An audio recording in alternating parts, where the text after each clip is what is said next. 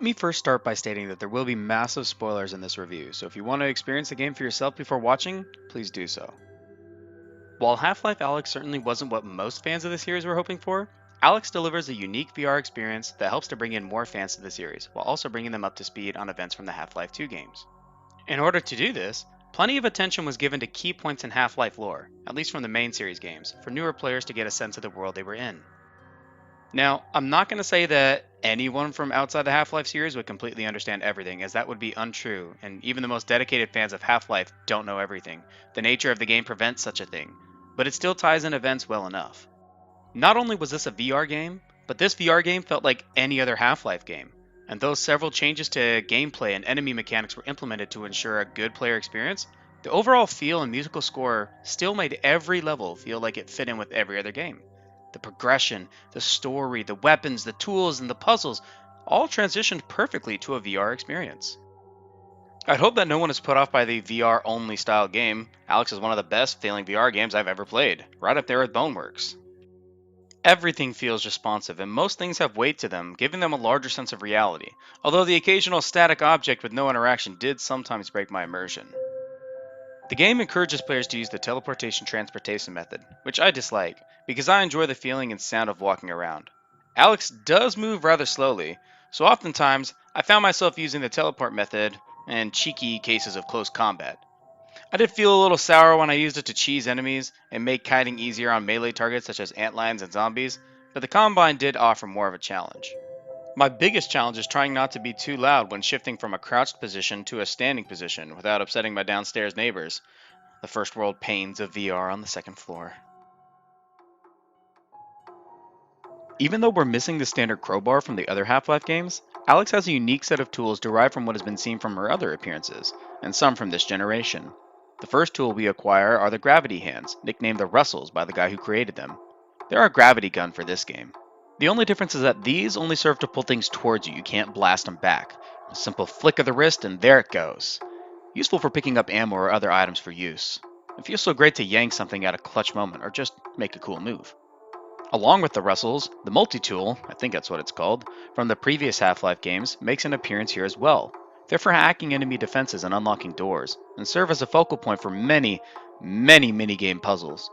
These puzzles were interesting, but oftentimes slowed the game's pace to a crawl. And while I like doing something different, a more engaging and less repetitive puzzle would have been nice. From the weapons department, Alyx starts out with a pistol, then finds a shotgun, and then lastly finds a plasma gun used by the Combine. Each gun can be upgraded to fit the player's needs, but the player can't get all the upgrades, so you gotta choose wisely. They all have their specific uses, and I swapped to and from each weapon during combat as necessary. The shotgun feels nice up close, the pistol is your old reliable, and your plasma gun is for lighting everyone up. The gunplay in general was great, and the upgrades made each weapon look and feel amazing.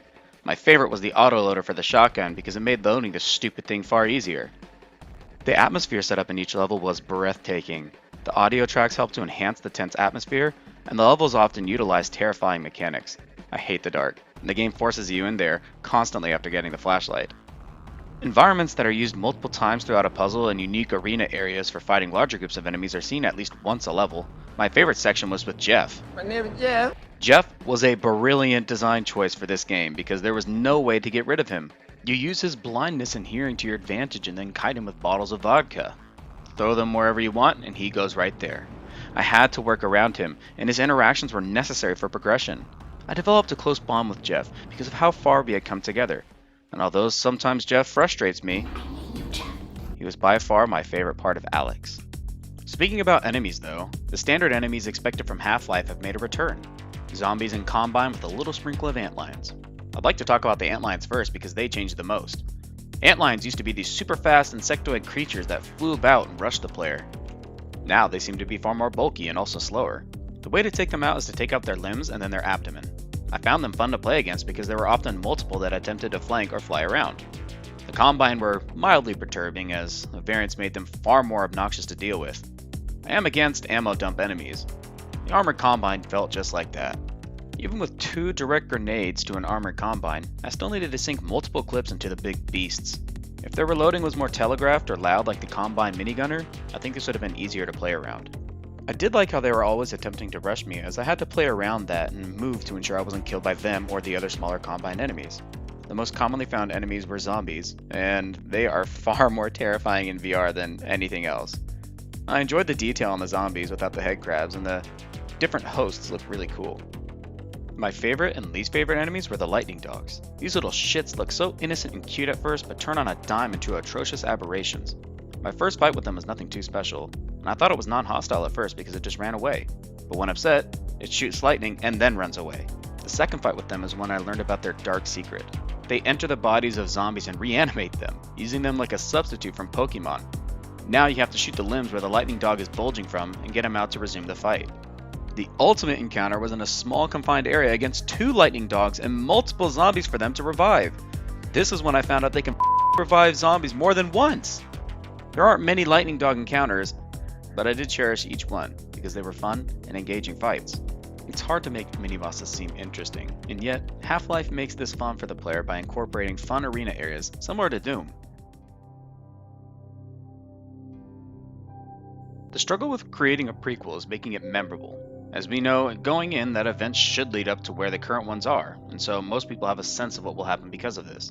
It's similar to Rogue One from Star Wars. I knew before going to see the movie that all the main characters would die here because there was no mention of them in any other facet of the lore, and it just made sense not to leave any loose ends. So how do you create an engaging story then if we already know how this turns out? Throw a wrench into everything. Because of the mystical nature the series has already brought itself up on, Alyx was able to do something other narratives could not, and delivered a jaw-dropping ending experience that only set to move us to the present Half-Life as we know it.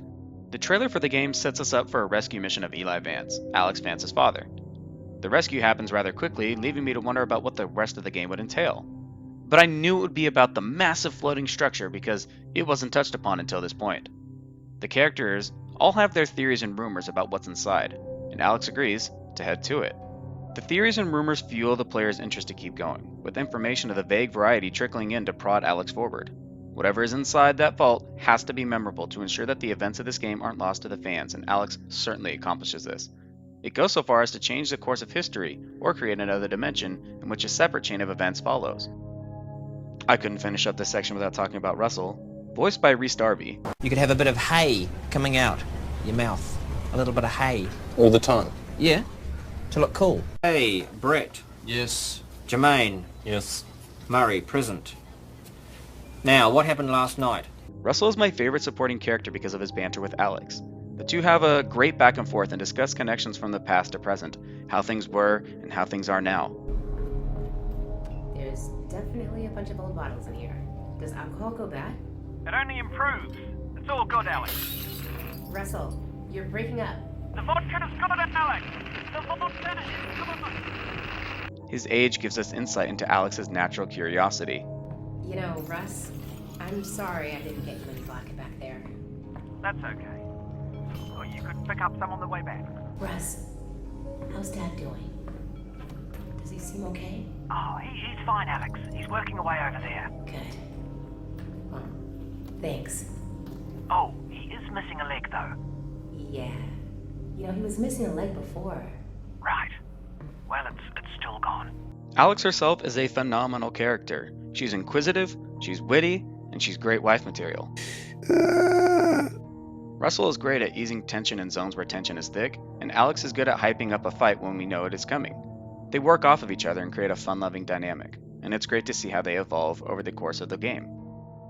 While Half Life Alyx certainly wasn't what I was expecting, I'd take it in another game like it in a heartbeat.